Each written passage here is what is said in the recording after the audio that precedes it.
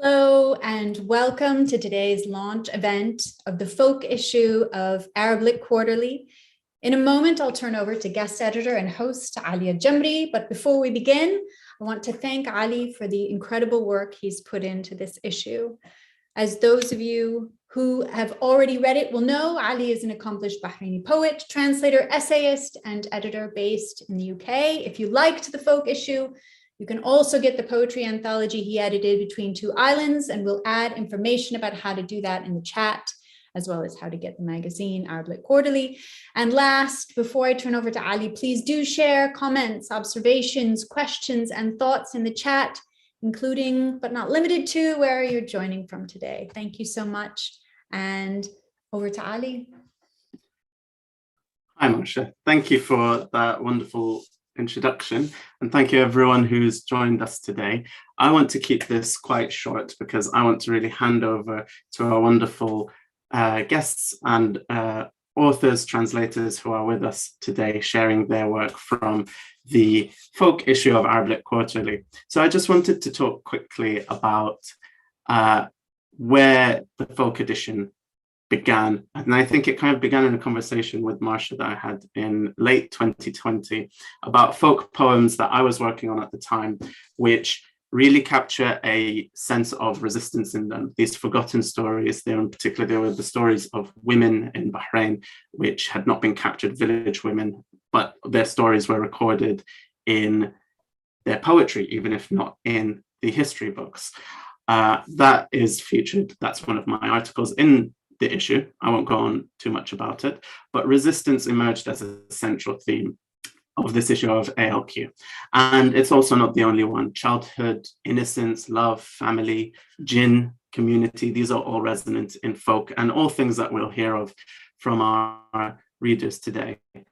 I'd also like to say that we're indebted to Ala Murad's amazing piece on the Three Women of Al Yamama, a folk tale that she retells wonderfully in her article, and which is about, as she puts it, it's about women who refuse to be erased. And I thought that's a wonderful title. So we borrowed it for our event, Refuse to be Erased. And I think that really holds true to what a lot of the content in folk is about.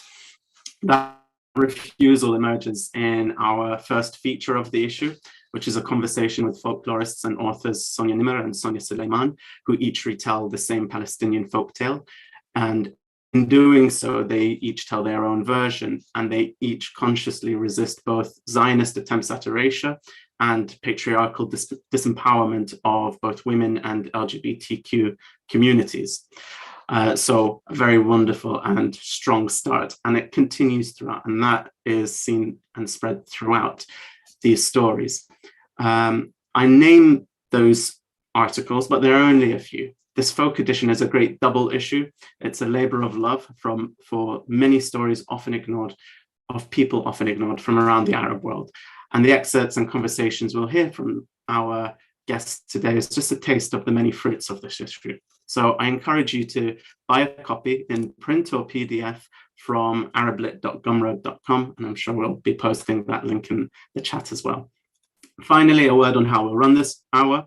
Each speaker will be presenting an extract of their work, and then we'll have a short Q&A with each of them before bringing on our next speaker. So please feel free to add your questions to the speakers in the chat at any time. We'll be happy to field them. Having said all that, our first speaker today is Eman Quotah, reading from Songs from My Father, which was co-written with Mohammed Noor Quotah, her father.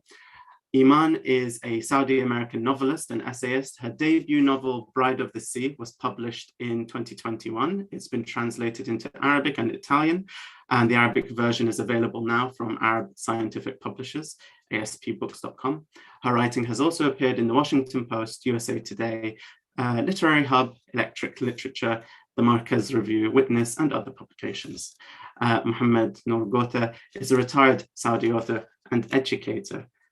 Eman, welcome. You're still on mute, Eman. It always has to happen once. Has to happen to the first speaker. Hi, ahlan wa sahlan, everyone. It's so great to be here and such an honor to be in this issue. I'm going to read a little bit. In the white duplex on Colwyn Road, the house with the fireplace whose brick base gave me the scar on my eyebrow, my father sang me to sleep in Arabic. The first words of his go-to lullaby, Doha ya Doha, are nonsense, but the whole song sounded like nonsense to me because I couldn't understand my father's native language. He spoke to me always in English, my mother's tongue. The Arabic I heard until we moved from Ohio to Saudi Arabia when I was 8 mostly consisted of children's folk songs and devotional language my father used in prayer. He would lay a pillow on his feet, cradle me in the valley between his legs, and rock me while singing. I didn't know it then, but this cultural practice of rocking and the words he sang transported us from 1970s Shaker Heights, Ohio, across space and time to the site of a very different childhood from mine. My father was born in Mecca sometime in the mid-1940s. We don't know for sure when he was born because he didn't have a birth certificate. He was raised in Mecca, the fourth of my grandparents' 12 children. His was a childhood without battery-powered plastic toys, let alone smartphones and video games. Children played a jacks-like game with pebbles, and my dad never learned to ride a bike. It was also a time when the Meccawi or Meccan dialect and identity within the context of the Hijaz region of Western Arabia remained more distinct from Saudi speech patterns and national identity than they are today. Famously in family lore, my father twice flunked his English final exams in high school, which delayed his graduation. With persistence, he graduated 38th out of a class of 900 and qualified for a government scholarship to study overseas. Then he married an American woman he met studying in San Francisco and raised children whose first language was English. By passing Arabic, and more specifically Hijazi and Meccawi folk knowledge to his non-native speaking children thousands of miles away from where it originated, my father was not only taking part in changing modes of folk transmission, but also manifesting rapid change happening in his society. In the Meccawi household of his childhood, my father tells me, mothers and older siblings, and in some cases fathers, conveyed folk traditions and cared for and played with infants in the multi-story vertical houses common in Mecca until apartment buildings overtook the city's residential neighborhoods in the second half of the 20th century. The vernacular architecture made use of the city's limited space. The holy city is built on and cradled by craggy hills and offered flexibility to rent out lower floors to pilgrims during Hajj. Now an American parent with children of my own, though they are too old these days to be much interested in nursery rhymes and lullabies, I asked my father to help me set down the songs he sang to me, as well as others he remembers from his Meccawi childhood. Doha ya Doha. Doha ya Doha, wal Kaaba banoha, wa Zamzam sharboha, Sidi Muhammad safar Makkah, جبل ذنبي الكعكة والكعكة في المخزن والمخزن ماله مفتاح والمفتاح عند الحداد والحداد يبغى النجار والنجار يبغى الحليب والحليب عند البقرة والبقرة تبغى الحشيش والحشيش يبغى المطرة والمطرة عند ربي يا مطرة حطي حطي. Doha ya Doha. Oh, they built the Kaaba and they drank Zamzam. Grandfather Muhammad went to Mecca. He brought me a basket of cake. Oh, the cake is in the pantry and the pantry has no key. The key is with the locksmith and the locksmith wants a carpenter. The carpenter wants milk and the milk is with the cow. The cow wants grass and the grass needs rain. The rain is with my Lord. Oh, rain, fall, fall. This is my favorite of my father's songs. Sitting on the floor while rocking the child recreates a long ago Meccawi household where furniture is low or non-existent. You ate on the floor, slept on the floor, sat on the floor, and where childcare is communal. My father tells me we would rock for 10 to 15 minutes. If the baby wasn't asleep by then, something was wrong, and we had to figure out how to make the child comfortable.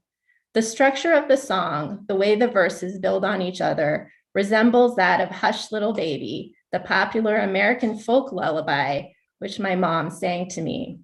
Long before I had children to serenade to sleep, I sang both songs to my 10 years younger brother, continuing the tradition of older siblings helping to raise younger siblings.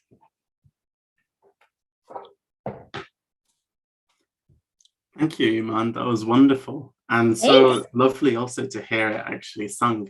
And immediately, as you were singing it, I remember a conversation with Mayas via Marsha, that when Hassan, the art director, was putting together the pieces for the magazine, which are absolutely gorgeous. And I realized I never actually held up the magazine, which has on its beautiful issue. A beautiful art by, I should have prepared myself to say the name of the artist, Kuwaiti artist. But inside we have these gorgeous panoramas of Mecca, which I believe you helped us actually source. I think most of these pictures are from your family, aren't they? A couple of them are. Some of the others are archival, I think.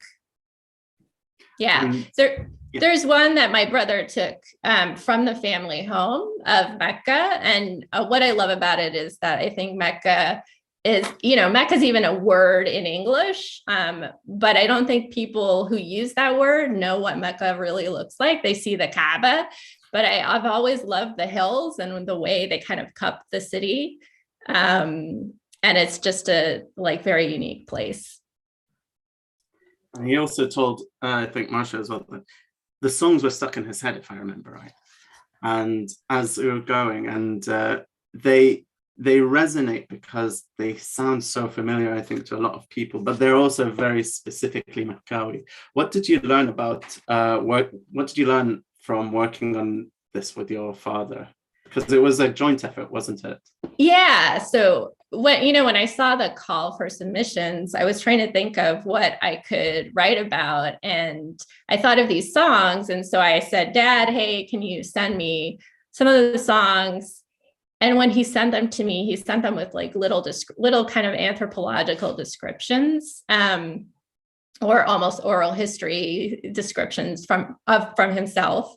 And when I sent them to you as a submission, that's sort of what it was, and then it was so great working with you because you really encouraged me to tell the story of these in my own life and take people on a journey. And that really took the essay to places I hadn't expected to go.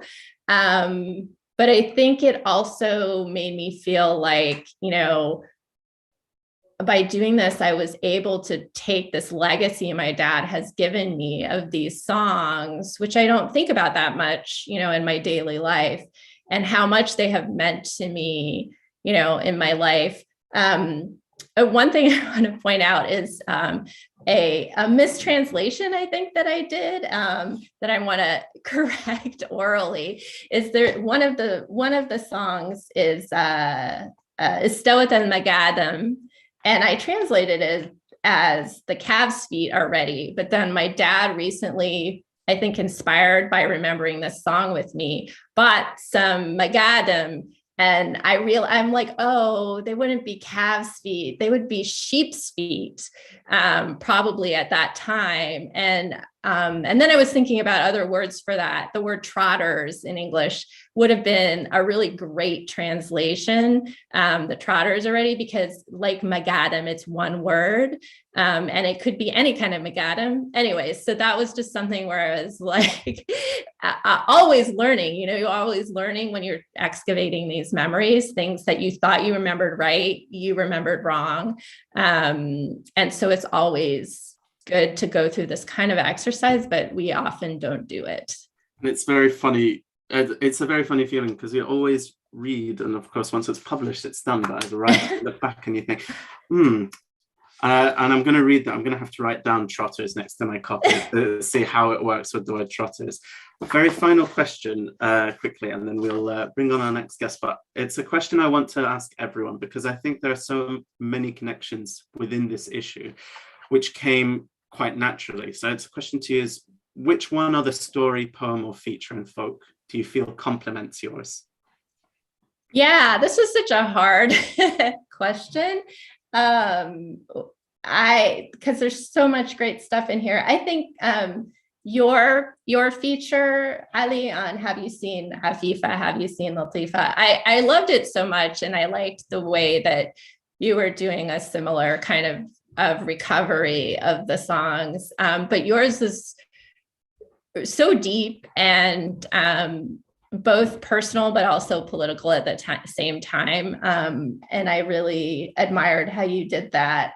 And I also loved the one about the jinn in the mangroves. Is that right? What was the name of that one? I've forgotten. Notes from the Intertidal Zone. Yeah, by Jess Martin. I really loved how that took environmental writing and connected it to the local spirit world. And it just showed to me that because so often when we talk about jinn, like in Anglophone literature, it's like genies and they're not real, but to people who live in that area, and even to me, like they are real. And so connecting them to the natural world was, I thought, so meaningful. Yeah. Thank you very much, Eman. Thank you. As we said, Eman's debut novel is also available to purchase, Bride of the Sea. So look it up. It's very good. And our next speakers are Melanie Magidow and Mbarek Sryfi, who will be reading from The Story of Joesph. Melanie is the founder of Marhaba Language Expertise, providing Arabic to English translation, English editing, and related consulting in Arabic language, literature, and culture. She holds a PhD in Middle Eastern languages and cultures from the University of Texas at Austin. She's received fellowships from the National Endowment for the Arts, the National Endowment for the Humanities, and the Fulbright Commission. She's also a co-host of the Goodreads Mina Lit Book Club. And for more information on her projects, you can go to melaniemagidow.com. Mbarek is a poet and translator. He teaches at the University of Pennsylvania. His work has been widely published in many journals and magazines and anthologies. Sryfi co-authored Perspectives, Arabic Language and Culture in Film, and has co-translated 4 books, and has published 2 collections of his own poetry as well, The Trace of a Simile and City Poems, a selection of poems. Melanie and Mbarek, welcome. Thank you so much. It's a great honor to be here with all of you today. Yes, same here. I'm very honored to be here and to always be part of the ArabLit Quarterly. Mbarek, would you, if you want to say any other words, feel free. And then you could, if you like, read a verse of your choice in Arabic, and then I'll read the same section in the English. Does it matter which one, or should we go by order, or whatever? I think we have time for one verse, whichever one you want. Should we do the introduction, the first one? The refrain? Yeah. Sure. Not just the refrain, I mean the entire 4-5 lines. Yeah, اتفضل, go right ahead. All right. And you can sing it if you want. Oh, yeah. Now I'm a good singer now. اسمع قصة سيدنا يوسف وحديته، صحيح ترتابوا، نهار غبروه خوته وعما باه بكاه، بسم الله الكريم هي مفتاح الربح جات في كتابه، خيار ما نقول في نظمي نبدا بسم الله، نهيت الصلاة على طه قد الضياء وغيابه، وإعداد مخلق ربي في أرضه ساكن سماه، ولا الشراف وزواجه ونضاره والأم أصحابه، والتابعين يجعلنا ربي في حماه ورضاه، عن بعد الصلاة نتفرج في حديث صح من جابه، حديث سيدنا يوسف وأخوته قصة باه. شكرا. بعد ميلاني.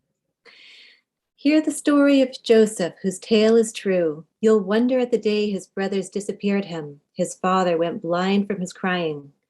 In the name of the generous one, here's the key to success. It comes from his book.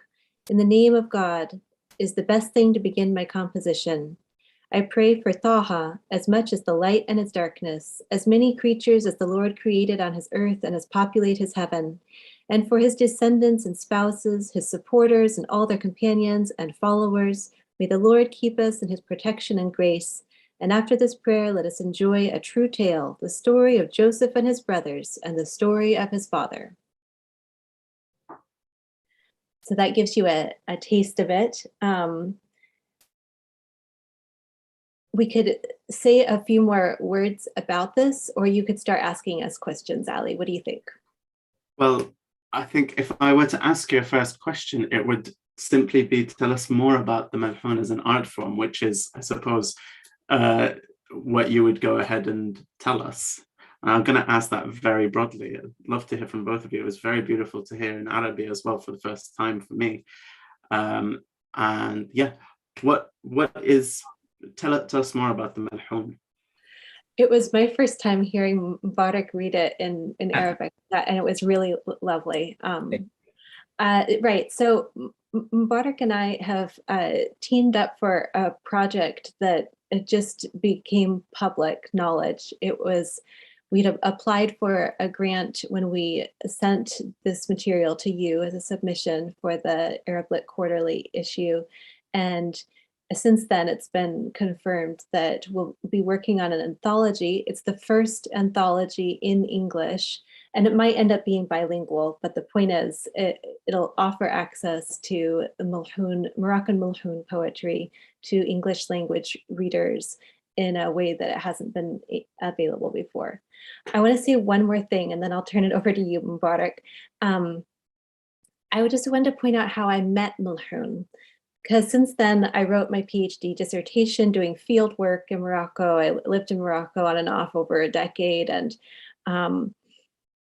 met so many singers and participants and fans of Melhoun, but in this moment, I have a chance to present just a tiny piece of this huge topic and long list of my experiences with it. So I just wanted to show how I first heard of Melhoun. When I was a teenager, I went to Morocco for the first time and lived with a host family in Rabat, in the Medina, the old city. And then several years later, still being in touch with the same family, I was visiting with some members of that family in California, and the word Melhoun came up over conversation during and after dinner. And somebody started singing just out of the blue a line from some song. It was probably Ghazal Fatma or Rita, Ala la Rita. I don't even remember, but these are songs that live in the popular imagination of the majority of Moroccans, more or less regardless of what their first language is, whether it's Amazighi, Berber, or French, or Moroccan Arabic, or even English, and they're growing up in the diaspora. Most people have heard Melhoun songs, and probably those two most famous ones. So that caught my imagination. That's what got me started with this. I was like, wow, everybody just knows this, and their love songs, and not only, some tell stories, some are more religious. That was the beginning for me. All right, Mbarek, I'm turning it over to you. Thank you, Melanie. I remember I was out for a run when my phone rang, and I got an email from Melanie asking me if I wanted to be involved in the translation. And I could not believe it. I was so happy to be invited to do such a thing. In my translation project, I'm working on Moroccan culture, literature, short story, everything. I've never thought about Melhoun. So I said, man, this is my chance to showcase something that I really love. For me, Melhoun is part of me. It's like couscous, like tea, like standing in the corner in one of the street neighborhood, just hanging out there, doing nothing. I mean, it's part of everything that I brought with me here, and it's slowly fading away. And I'm trying to keep everything within my realm, and Eman's story made me think of my own kids, and I'm trying to pass on a little bit of things from time to time. So this is my story of Melhoun. Melanie is the authority. I'm not going to say anything about that. So this is my story with Melhoun, and I was so happy to start this project, and hopefully we'll make a contribution with such project for Anglo-Saxon readers. Thank you. Okay, I'll add just another sentence or two, Ali, if that's allowed, because I didn't really answer your question, and I could in just a sentence or two, I think, attempt to just reduce the entire genre of Melhoun to basically, we have written examples from the 15th century, and it is poetry that is performed with music, or at least keeping time, like you can clap, or in the musical conservatories where I would sit in on class, people would, like on their lap, just keep time. So it has a rhythm, and instruments are optional, but in concerts, it is generally performed. The Academy of Morocco is putting out whole anthologies, very official anthologies from the official Academy of the Kingdom of Morocco. And so I think they have like 11 now. I have 6 of them, but there's way more. And there are many poems that people don't even know about, like they've never come to light. So you can find this in music, you can find it written, and you can find it in oral performances. Lovely. And I wish we had all the time to talk more about this. In same venue, there are other books available for the Melhoun in a small, editions that are available, all over the place. It's going to be very exciting when the book or books come out with the Melhouns translated into English for the first time. I think it's a whole scope of literature that will be very exciting to read. And certainly this first one, and of course it's not the first one because Melanie, you've also featured a Melhoun translation, not the same one, in previous issues. Very quickly, and I'd like to just ask, what other feature, story or poem in folk do you feel complement yours? We're running a little bit behind, so I'll push you to make it a shorter answer, so to give everyone the chance to have their full time. So for me, just briefly, it's Will Pewett's translation. In here, it's called Flying Headlong, in this beautiful issue of poems from Al-Andalus, so from the Iberian Peninsula in the Middle Ages. And I chose this one because both the Yusufiya or Melhoun poems in general, and these poems sort of address the question of what happens when Arabic language and culture moves west. What happens when it picks up and sits down in a new place. Mbarek, did you have another answer you want? Yeah, I kind of wrote something this morning as I was musing over it, and looking through the issue, and I've always loved the book by Heidegger, Truth and Being, and I couldn't help myself quoting from it. So I'm going to read something brief that I just wrote this morning here. The innermost sense of all artistic formation we learn in Truth and Being is to reveal the possible, that is, the free creative projection of what is possible for the being of humanity. In addition to that, there is another fundamental importance of poetry. It is its purgatorial ability that restores us, the readers. This is why Heidegger insists that poetry signifies far more than all science. The piece that I really enjoyed, I loved everything there, but I tried to kind of connect 2 pieces to our Joesph story. So the word Alanid Bohm introduces to us in the work of Nasir brings the conversation to the conversation, the building blocks for a dialogical conversation. In this issue, the story of Joesph and Nasir's poems are 2 accounts that share the vestige of 2 languages and 2 peoples and showcase, in my view, such a conversation. This brief excursion, I just call it excursion, but the entire issue kind of took me on a journey back to Morocco and the culture and literature. So this brief excursion into these thought-provoking poems shows how we're all in this together and how all wayward minds should bind together. In the end, we're all left with the captivating narration factor that poetry reflects on the wonders of human nature, bridges the gap between peoples, and informs us about the different cultures and civilization we must understand in order to enjoy their literary work and accept them. Thank you. Thank you, Mbarek. Thank you, Melanie. And that's gorgeous, because that's a connection I hadn't made myself as well between Nasser's poems and Melhoun. I think that going back to read it will make me see it in a new light. Well, we've been in Mecca, we've been in Morocco. Now we're moving to Manama, Bahrain. So our next speaker is Zainab Almahdi, presenting from her comic Hmaar Returns. Zainab Almahdi is an illustrator and non-fiction writer from Muharraq, Bahrain, who enjoys creating gratuitously detailed paintings, mixed media art, and comics. Among her works are 1978, A Murder in Bombay, an illustrated account of a great uncle's tragic overseas death, Astrozine, a series of educational comics about astrophysics and its history, and Das Urteil, a German language comic adaptation of Franz Kafka's The Judgment. Zainab has way too many interests to list, but a highly abridged summary is as follows: old art, etymology, all species of the cat family, audiobooks, MS Paint, memorizing poetry, collecting and pirating music, maxing out the Wikipedia apps, tab limit, and anything at all related to Bahrain. And this comic is certainly in many ways related to Bahrain. So Zainab, welcome. Hello.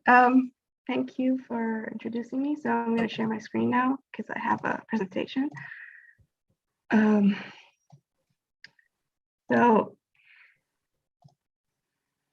Everyone they read out their works and things like that. It's a bit more difficult with comics. So what I'm going to do today is I'm going to take you on a journey through the process and from start to beginning, and basically how we got here, how it happened. So I've been drawing comics since I was 4, and I just wanted these are some of the comics that I made when I was very young. And when I went to English speaking school, I started drawing comics in English. And I really wanted to, come back to Bahrain. And so this, to be accessible to non-Arabic speakers or people who don't speak the Bahraini dialect, I purposefully made the dimensions of the page to be a bit elongated in order to accommodate the translations. So it might be like a good introduction to the dialect for people who speak Arabic but don't really, never really heard the Bahraini dialect spoken. So how I got to know ArabLit Quarterly is me and Ali. He helps me edit one of my comics. It was gonna be in the graveyard, the art graveyard, which is a very huge graveyard for forever. But he helped me take this to this to this, and so these were the storyboards that I was. I had a very difficult time finding a conclusion for this 6-page comic about, as he said, my great aunt's husband who was murdered in Bombay. I wanted to create just like an illustrated account of his death. I mean, it's a bit interesting and it's a bit surreal. But, I thought it could be, I don't know, I wanted to use it as an experiment to convert a real story from my family to something that's readable for everyone, accessible to everyone. And this was going to be published in a Detroit-based zine called Electric Cloud. Anyway, so he helped me take this to this, and those are the first 3 pages, and there's 3 more. And so the entire comic that I just showed you, the colors and everything, it came from this one word. I had no prior intention. I had no prior ideas. I have never thought of these characters before I heard of ArabLit. So this is completely original. This was created from scratch for the magazine. From this one word, it all came out of this one word. And so what does folk mean? I thought, what came to my mind? This was my thought process. So folk is many things, and it can be from just like stories that moms tell to children, and just like Eman, the songs, the folk tales, the lullabies. It can be origin stories. So each people, ethno, religion, whatever, each nation, even the nation states, everything was built on a story. Maybe real, maybe not, maybe partially real, partially not, but all of these are stories, and they can count as folk sometimes. And things that are done, jobs, some jobs no longer exist, and they're considered folklore because there are stories that are told about them. After the death of these jobs, we still hear about them. They still passed on to us in stories. And clothes, traditional games. There's this whole book about games that people used to play because they didn't have anything else other than making stuff up with their minds. And celebrations and occasions. So this already says it. And the last thing is the unseen. So the unseen can be religious beliefs, can be the afterlife. It can be fictional characters, and and all of these overlap together. And I wanted, so for practices, Ali and Rahman's work, it's what they translated some stories, and they translated some songs and things like that. And dialects are important. I wanted to include the Bahraini dialects because they're not represented anywhere. It's a very tiny country.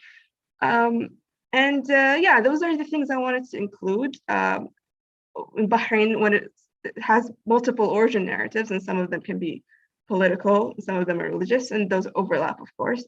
But Gilgamesh, it was only discovered less than 100 years ago that Bahrain was Dilmun from the Epic of Gilgamesh. So we really pounced on it. We were very excited about it. And also Girgaon is where my story is set. It's a celebration. It's like trick-or-treating that people celebrate here every year for the birth of the Prophet Muhammad's first grandson. And some things I wanted to, the unseen are jinn, mythological creatures, magic, black magic, very scary, the evil eye, and miracles. Those don't have to be, just because they're mythology or the unseen, they don't have to be not real or not true. But this is my dad just like came in to give me a thumbs up. Anyway, so I had, I came up with this small list. It's mythological creatures everyone encounters growing up in Bahrain. So Sa'af Leaf, she's a spirit in the because Bahrain used to be exclusively palm trees, and so people, if you've seen something so many times, you're gonna imagine the creature come out of it. And Hmaar is used to scare children, to not go outside during the day because bad things could happen to them, or at night. And I found this picture. It's so creepy and fantastic. This is usually what people think of, maybe less detailed, more dark robes and things like that. And I grew up hearing about this character, and he likes to trip people up and scare them in the dark in the palm fields. But as for Khababa, they were a big part of the myth, Epic of Gilgamesh, where Gilgamesh defeated this defender of the forest, and it was very sad when he killed him. But nowadays Khababa is a woman, is female. Even though this character descended from like 4,000 years ago, it still exists in our mythology as something extremely scary and has no features. And the last thing is the Mbeddel, the changeling. So the changeling could be anything. It could be a cat, it could be a person, you know, but they're usually cats. And so, yeah, Gargaon, there's some things I wanted to include, like the fresa, which is, you know, it's a fake horse that you wear and children love it. And I grew up seeing it. And also there's the things that are given out for trick-or-treating. And those are some images of what kids wear. They, you know, go all retro. And yeah, so I had a checklist. This was the checklist I had in mind. I wanted to make an Arabic comic because all the comics I'd done before were in English. I wanted to include different dialects of Bahrain, especially the ones that are underrepresented and usually only appear in media as, you know, the butt of jokes. And I wanted to give an authentic fantasy narrative. So like, you know, there's so many different stories about the pyramids and ancient Mesopotamia, and they're all from a Western standpoint. There's not a lot of narratives that come out from, you know, from within where these things exist. And in the same vein, I wanted to give continuity to antiquity. So the antiquity that we have in Bahrain, I wanted to imagine, what if these spirits existed today, or the modern era at least, because this work is set in the 70s or the 60s, and what would their role be in society if they were regular, you know, regular spirits? They just existed alongside us, and this is the belief for thousands of years, is that the jinn exists alongside us. And in the Quran, we believe that the jinn exists alongside us and they live among us, but we don't see them. And so there's a dual, there's two different worlds. And I wanted to incorporate some traditional imagery. And so this was the first drawing I came up with. This is Musta'af Leaf. She's on top of it's very rough, but this was the first thing that came to mind. This was the first ever conceptualization of the comic. And this is a Hmaar, she's at the bottom. And yeah, there's a sea and there's the palm thatched houses and things like that. And then it went to this. So the woman, the person who's hiding in the leaves is Khababa. So it's a, you know, a grumpy sort of character, but Musta'af Leaf was going to be the, you know, the happy, positive one, the one that's clueless, but also, you know, and this was the concept art. So this, I went off of this. And I just want to show you guys the development of the character, because this goes through so many different phases. It started with this. I created a checklist of things I wanted to show, and then it went to this, and then to this, and then to this. And it kept going on, and this is the design I ended up with. And then I had to make different, you know. I forgot to make Musta'af Leaf tall because she's a palm tree, but then in the last drawing, I made sure that she's taller than all the other characters. And as for their house, this was the cover of the comic because I didn't have time to draw a real proper cover. But these are the things I wanted to have. They lived inside a well, and I conceptualized, you know, they lived inside an abandoned well, what kind of things they would have. Of course, this stuff is too fancy for two spirits that don't have money and don't engage in society as we know it, like human society, but still, you know, it's nice aesthetic. And these are some color experiments. It just went through a lot of different development phases. As for the story itself, it went from this to this. So this is the storyboard that I made before, you know, because when I'm editing it with someone, you know, in order to give me feedback, he'd have to see it the same way I see it, but you wouldn't be able to see it in those small drawings that I made here, because I'm the only one who can parse them. But I had to create a mini version of the comic. And when my mom saw me draw the final one, she was like, "What? I thought you finished it," but I didn't. I needed someone to look it over. Ali look it over. He was of course, obviously, he edited it for me, and he helps me come up with new ideas, like creating the first page as an introduction, and not jumping right through. And so it was a rigorous review process, and we went through it many, many times. So basically, it went from this to this. And the last 2 pages are this to this. So yeah, is there time to do a short reading? think we are running over slightly. I'd say if you want to give it one more minute, but then we'll have to Just move the on. It would first be page. nice to know about the reading a short amount and seeing how it worked from Arabic to English. Can you see the comic? Yes. All right. So the first page. What language should I read it in? It's just still in, we can see the entire PowerPoint application. Oh, So okay, one second.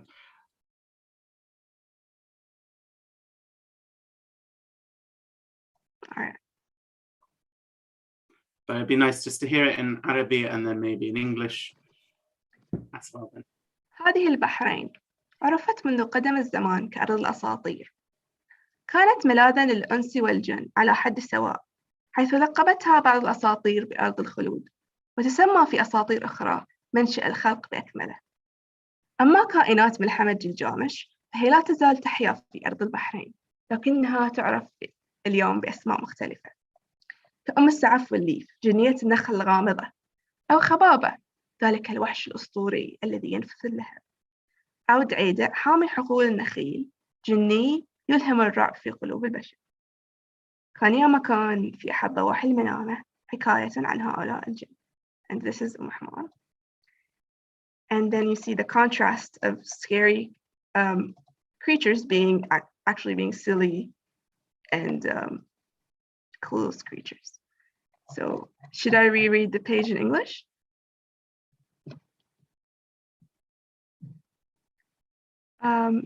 This is Bahrain. It has been known since the dawn of time as the land of legends.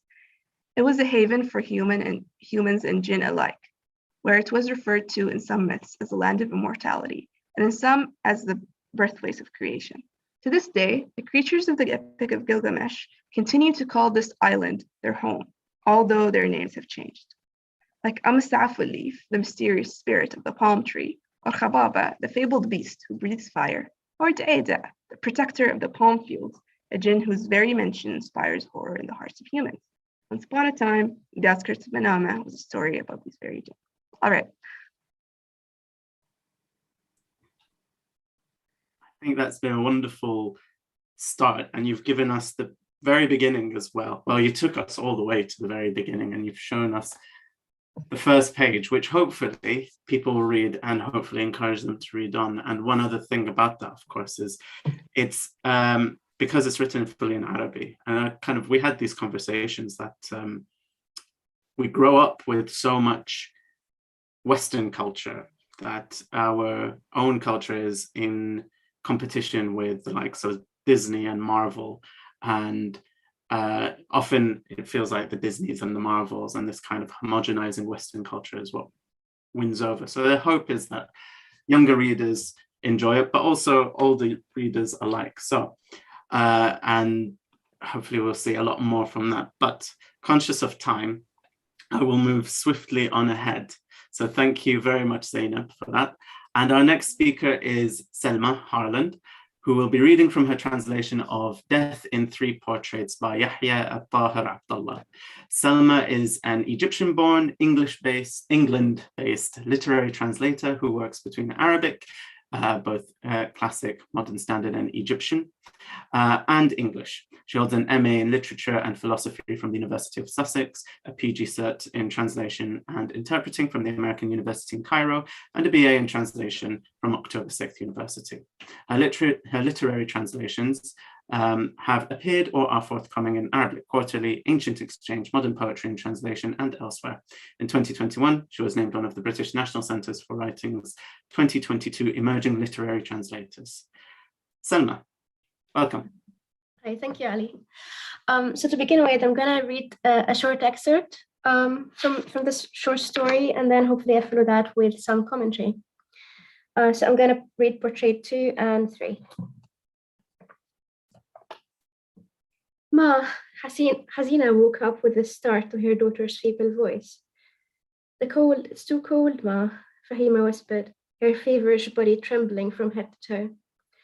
Hasina gathered the bed covers and piled them on top of the shivering body, religiously applying cool vinegar-soaked towels to the fevered head from night till dawn. The next day, the distraught Hazina examined Fahima's face, only to discern a dark bluish yellow rash. The deadly fever, she thought. Al-Ma'mun al-Mudaklam, the barber surgeon, paid Fahima a visit. He shaved her head, phlebotomized it with a razor blade, and used 5 heated cups to draw out the dark toxic blood. There is more spoiled blood to Fahima's system, he said, for her pure live blood is still turbid. If her health wasn't so poorly, I would have let out 2 more cupfuls to guarantee her recovery. He then added that he would make another visit to his young patient after the Dhuhr call to prayer. Al-Mudaklam returned only to see Fahima's lethargic state unchanged, waking up from one half-conscious state only to slip into another. He kindled a fire, heated a nail, and singed Fahima's head 3 times before finally saying, I have driven out the spoiled blood. It's in Allah's hands now. A gleam of hope flickered as Yusuf al-Awar, standing on the rooftop of the Mosque of Abdullah, called the Asr prayer, then for the Isha. Hazina glanced at Fahima as a faint smile reached the pale, quivering lips. No, she isn't welcoming you, Hazina cried. She's only too young to fight off the pain.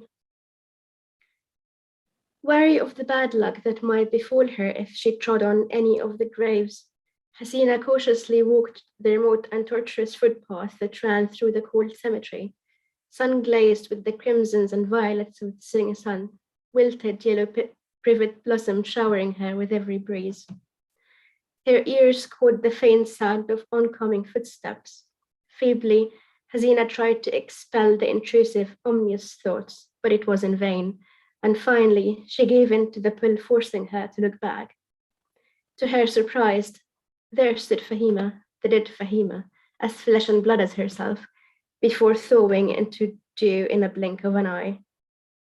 Could it be the jinn's omnipotent daughters, the one with the 2 sisters, playing tricks on my mind? Hazina thought.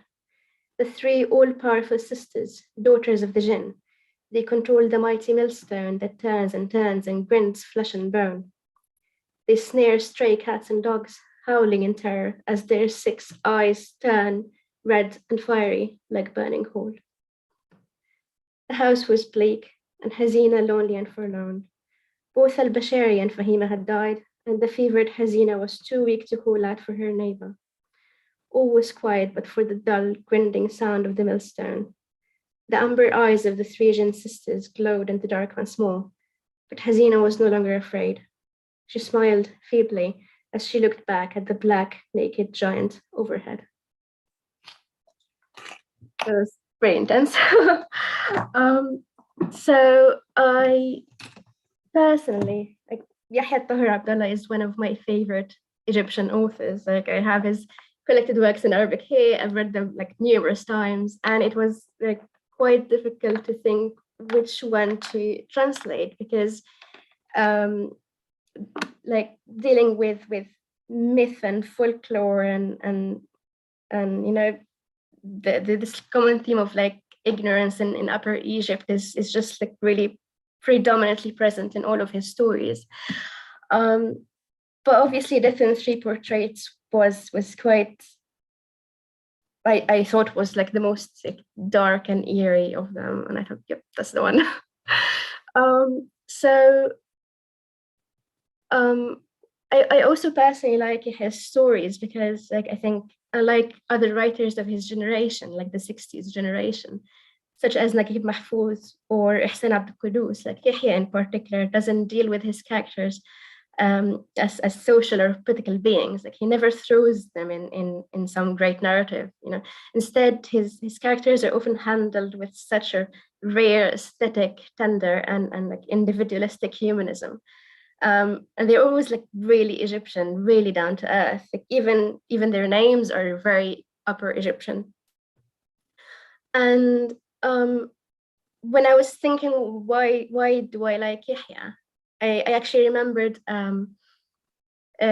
Dennis Johnson Davis' introduction to The Mountain of Green Tea and Other Stories, which is his 1983 translation of select short stories by Yahya, published by the ASU Press. in which he described Yahya as, and I quote, the most Egyptian, the least derivative, and the least compromising with his reader. And he also said, quote, Yahya Tahir Abdullah is largely self-taught. He knows no foreign language, and it's perhaps this fact, coupled with the talent and nature that are individualistic, that has forced him back on his own resources in resolving his technical problems. Unlike many Arab writers today who seek inspiration from alien cultures, Yahya Tahir Abdullah has evolved a technique, a way of giving his language a freshness of texture that is essentially his own, with its roots in Arabic literature and Egyptian folklore. Both in content and very often in form, the reader will find himself in a land that's peculiarly of the writer's own fashioning, a strange marriage of realism and fantasy that possesses no equivalent in Western culture. And that really makes him stand out, compared to either, the 60s generations or even contemporary authors who sometimes would write something and seek to translate into English before it's even published in Arabic. They are trying to appeal to the Anglophone reader rather than to the Egyptian reader. And Dennis, in his introduction, he also wrote that for Yahya, he's writing about Egyptians to Egyptians. And at the time, even Dennis struggled to get this translations published at the time, because he was thinking, would an Anglophone reader even relate? But then this idea that they are too Egyptian, exotic and foreign at the same time, complex and interesting, is where the appeal lies. That's wonderfully said as well. And a really important point brought up, because I think if we read this, the short story in full, there is nothing that is unrelatable would be the last word that would ever cross my mind, would never even enter my mind to think that. And I think this particular short story that you chose, one, you're absolutely right, very eerie, and for I think two reasons. One, it does talk about sickness in a family, and of course, for very obvious reasons, it's a very relatable subject. And two, because it speaks to this idea of jinn as well, but in a very, I think, very subtle way. And it doesn't really try to answer it. They're simply there, but very subtle. And I guess, can you tell me, I'm going to ask this question, how does Yahya write his Arabic? What's interesting about it in Arabic, I wonder, and for you working on it as a translator? Yeah, so he writes his stories in modern standard Arabic, and he has really simple, really straightforward sentences. So in translation, I was trying to keep this kind of same narrative voice, again, trying to use simple, straightforward sentences that are not complex. And he also never tries to criticize or preach or say, hey, look what religion is doing, or look what poverty and ignorance have led them to there. He never preaches. It just presents kind of slice of life in its raw immediacy, just as it is, without any intervention from his part. Yeah, and I try to do that in translation, just keeping the narrative voice exactly as is in the Arabic. Wonderful. And so my final question then, what one other story, poem, or feature in folk do you feel complements yours? Yeah, so could easily say it's this one, A Well No One Can Reach. Because by Hmaar Al-Jadi, I hope I pronounced it correctly, and translated by Leonie Rowe with amazing picture. It's just this same kind of eerie, mysterious kind of fear of the unknown. There's nothing tangible or concrete that actually makes them fear whatever it is, whether it's the jinn, illness, the well itself, is just there, and they don't even dare question it. Wonderful. Thank you so much, Salma, and for sharing all of those reflections on both Yahya's work and on Egyptian literature. So our final speakers, last but not least by far, we've been in Egypt. We're now going to the Emirat with Noura El-Kharashi and Stephen Slessor, who will be reading from Spring Stripped Bare by Adil Khuzam. Noura is a translation scholar at the University of Ottawa, a publisher, translator, a linguist, and a visual artist. Stephen is an Ottawa-based translation scholar and literary translator. By day, he reviews draft legislation as a jury linguist for Canada's Department of Justice. By night, he sings opera and revels in the wonders of art and literature. And we are certainly reveling in the wonders of art and poetry today. So, Noura and Stephen, welcome. Thank you, Ali. So I just to start, I'd like to say that this project, this translation, it came sort of at the beginning of the pandemic. And Noura and I live in the same city. We're both in Ottawa, and we spend a lot of time together because we're both writing our PhD theses. And we would try and support each other in that. But once the pandemic hit, it was much harder to get together. And so Noura suggested this poem that she had found, and it kind of became this way we would get together online and go through it, working on the translation. It was a creative outlet for us. It's kind of socialized, but it's also a form of socialization at the same time, and it was also grounded in intercultural exchange, which is something that I think most translators like to spend a lot of time doing. So I'll ask Noura to quickly say a few words about Adil Khuzam's poem before we read. Hello, everyone. Thanks, Ali and Marsha, for this opportunity with this interesting issue. So I've read Khuzam's poem, and it's actually a book. It's it's a saga, book length, and I was very taken by the diction and the language and the musicality of it. And it was so fresh in my mind, so I proposed it to Stephen. But something else to say about it is, originally it was a creative exercise that turned into an intellectual exercise because of the whole symbolism and the folk stories in it, and the references that are outside of the poem. So the poem clearly speaks about recent events, what we call maybe Arab Spring, but it actually transcends that and go to universality through locality. What hit me particularly about it is reading it reminds me of stories that I would have heard from my grandmother growing up in Saudi Arabia, which also transcends the borders between regional countries. So the poem fits nicely in this issue, even though it's a modern poem, but it actually digs deep into folkloric themes. And I want to say something. Just this morning, I was thinking about it, is when modernist movement wanted to bring Arabic literature to modern century with the Sayyab, for example, he went deep into mythology, the Tammuz mythology, for example, and he reflected it in, we can read it in rain song or song, Anshudat al-Matar, rain song.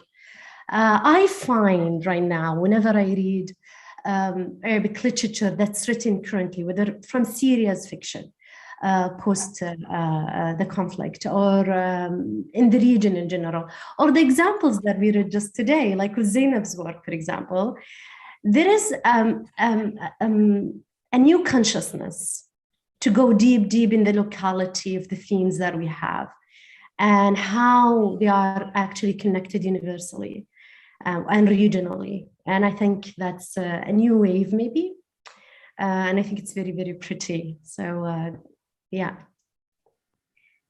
Should you read? Yeah, should you go? Yeah. We'll read. This is Adil Khuzam's Spring Stripped Bare. It's a modern saga, long prose poem. And as Noura said, takes local themes but uses it as a springboard to discuss more universal things. And particularly, it's got the story of heroism. It's in the face of the absurd reality of war and destruction. So we're going to read two little bits from near the end of the poem. Nora's going to read in Arabic, and then I'll read in English. And we chose these sections because for the beauty of the language, really. And so I want you to hear the rhythms in both the Arabic and then what we tried to do with the English. Nora, go ahead. Right. كن أنت قال الأولون لملم شظاياك التي سقطت على طول الطريق وقف عليها انفخ أفكارك السوداء في كيس مثقوب ووزع ريعها على القبور العمر صندوق ثقيل ومفتاحه أن تمد رجليك شبرا في أرض ما تخشى وأن تنهب صفة الرحيل نهبا وتلبس ثوبها على عري انتظارك فإذا عاندتك الجدران اعبر في المرآة وسوف تصل وإذا عاندتك المرايا حك جلدها الشفاف بخربشات الطفولة لأن الذي تكتبه بأظافر روحك يصير أثراً على وجه القيامة. Be as you are, the ancients say. Collect your remnants shed along the way, ponder them. Blow your dark thoughts into a gaping sack and spread the remains at the burial ground. Life's journey is a heavy load. To release it, walk a mile into the land you fear, steal yourself away. The journey will clothe the stagnation of your innocence. If barriers resist, come through the mirror and you shall arrive. If the mirror resists, scratch its diaphanous skin with your childhood scribbles, for what you write with the claws of your soul is imprinted on the face of immortality. وأنت كن أنت 3 مرات. كن نحن. كن أولاً إذا تنمر الوقت. كن ثانياً إذا التوائم انفصلت ومر من بينها بائع السكاكين. كن ثالثاً إذا زور وزيران وجه الحقيقة. أعد رسمها من جديد. وكن رابعاً إذا انكسر ضلع المثلث. مستمراً متغيراً مختلفاً في تعداد السكان. كل الأصفار التي تشبه بعضها ستتبعك.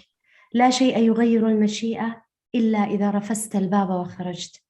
ولا شيء سوى الأيادي المرتجفة تحرك خيوط العرائس البشرية في كوميديا العبث.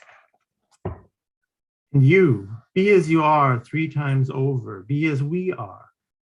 Be thus first when times are oppressive, second when twins separate as the bladesmith passes by, third when ministers contrive the truth, restore it, fourth when the triangle's angle breaks from senses figures forever changing, all the resembling zeros shall follow you. Nothing changes destiny unless you kick down the door and go out. Nothing but your trembling hands pull our mortal puppet strings in this divine comedy. That's it for now. We'll let you read the end. That's near the end of the poem, so you'll have to go in and get the issue and read it if you want to see how it ends.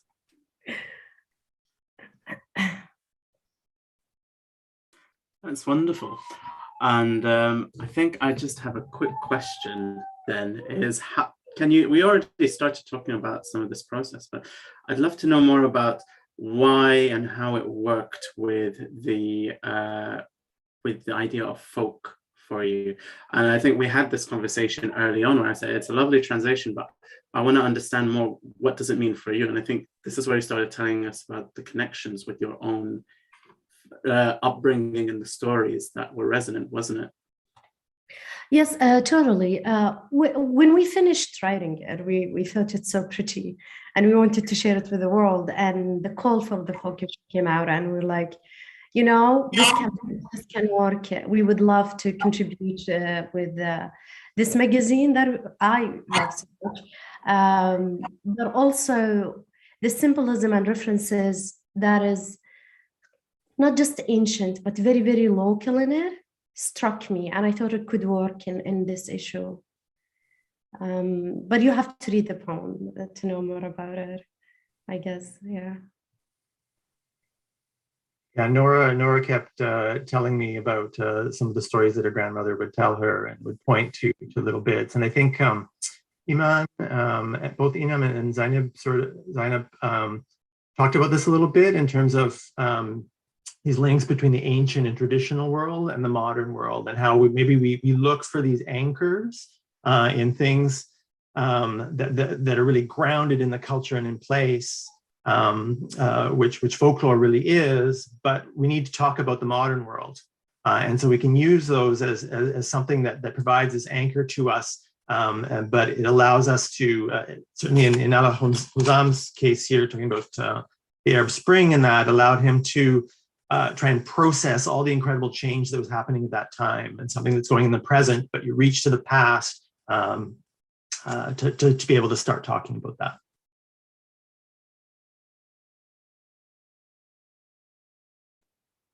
I think I just want to open it to the top line, which of course you didn't read from, but there's this fascinating flip between the folk, the very modern. There's moments where he sat with the child on the smartphone, which of course is how we actually consume a lot of our culture. And actually, maybe in 30 years' time, you know, people who are born today will be talking about how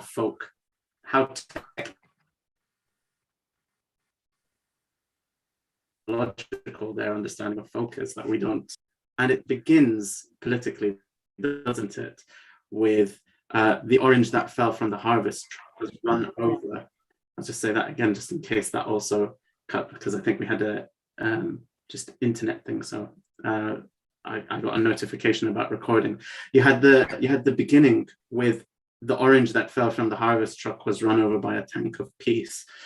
And it seems to me he can you say a few more things about how he's processing the very political things, which of course are very difficult to talk about for a Khadiji poet, how he seems to be processing these political things through his poetry.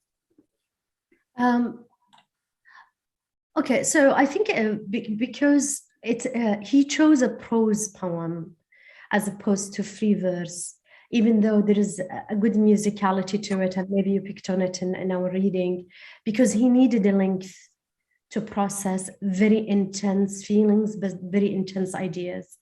And at the very first line he's talking to this man who was at the top of a mountain. Just want to read it as it is. ترى ما الذي تفعله أيها المتأمل على جبل في مشيئة الله. And he keeps repeating this. And this is the beginning of the beginning of the story that reminded me of my grandmother's story. And then he goes and he talks about events, socio-political events. And then he moves and he talks about a child who's using technology. And then it's very intense imagery, and that's how he relies on it. That needs a lot of unpacking. But the beauty of it is the diction of it, because he used a little bit of old folkloric language with modernity, and here and there. It's just fascinating for me. And translating it, was Stephen, like, he was so patient, with the process as well. It was wonderful to do it. Yeah. Wonderful. And I think as we've already run over our time, so I think I'll ask my last question to you both, and then we'll wrap up, which of course is what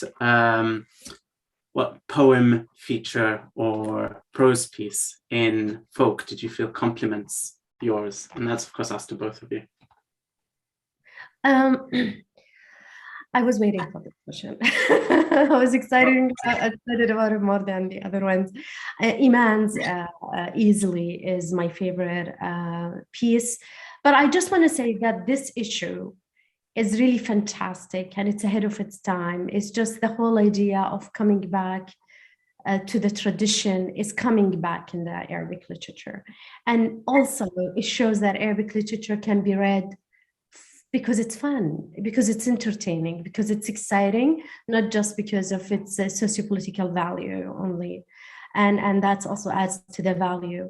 So Eman's piece, for me, reminded me of my own childhood.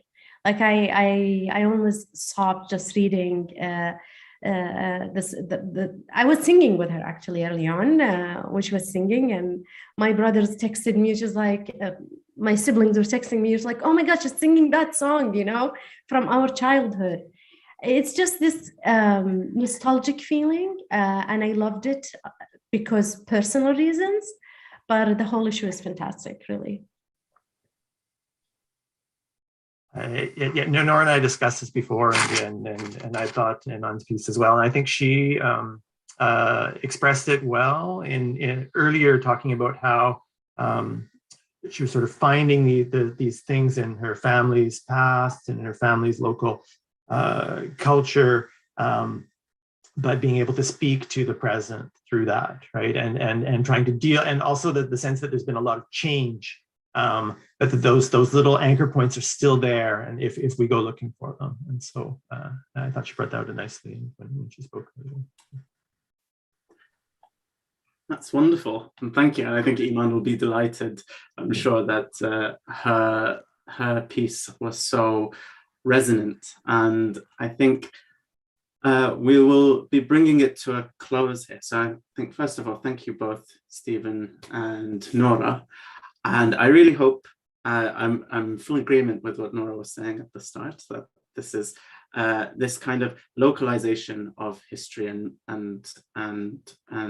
culture and mythology to find something universal, perhaps something new that we're doing. And hopefully somebody will be quoting what Nora said in this, in some article about Arabic literature 10 years down the line. So the reason, of course, why we were asking everyone why, what connections were there, as I said, is because it's such a big issue, and it's such a shame that we can't hear from everybody who contributed to this issue. So I really hope that everything we've heard today encourages you to pick up a copy if you haven't. We are shipping to Europe, US, Middle East. We also got a shipment in Bahrain as well, so we can sell in Bahrain for those of you in Bahrain interested. And I'd like to take a moment to thank everybody. So thank you, Eman, Melanie, Mbarek, Zainab, Salma, Nora, Stephen, and most of all, of course, thank you to Marsha, without whom we wouldn't have ArabLit. So I'm going to pass back over to Marsha, who's been quietly managing everything behind the scenes, and let you see us out. Marsha. Well, you forgot to thank Ali, yourself, who put this issue together, and who, as we heard from many people, who you worked so much on bringing out the best in each of these pieces. I would just say thank you, Nora. I think fun is exactly what we were going for. And the next issue will be mirrors. And thank you so much to everybody who came.